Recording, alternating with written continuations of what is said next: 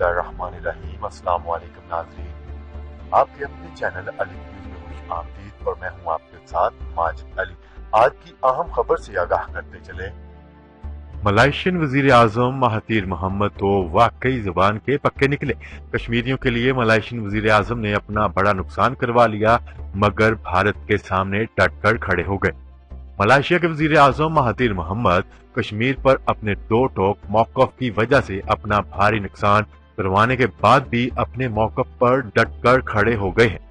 News report کے مطابق بھارت کے کشمیر میں جاری مظالم اور آرٹیکل 370 کے خاتمے پر مہاتیر محمد نے کڑی تنقید کی تھی، جس پر بھارتی تاجروں نے ملائیشین پام آئل کا بائیکاٹ کر دیا تھا۔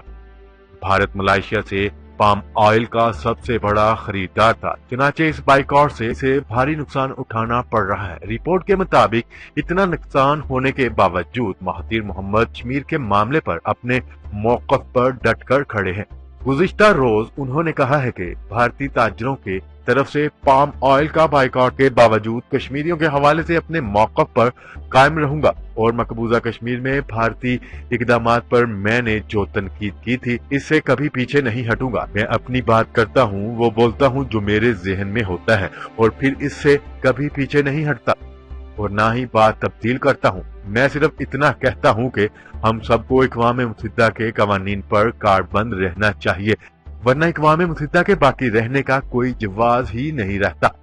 ناظرین، دنیا بھر کی خبروں سے باخبر رہنے کے لیے الف نیوز کو سبسکرائب کر لیں اور بیل آئیکن کو کلک کرنا نہ بھولیے گا تاکہ ہر آنے والی نئی خبر بآسانی آپ تک پہنچ سکے۔ اب تک کے لیے اتنا ہی، مزید خبریں لے کر بہت جلد آپ کی خدمت میں حاضر ہوں گے۔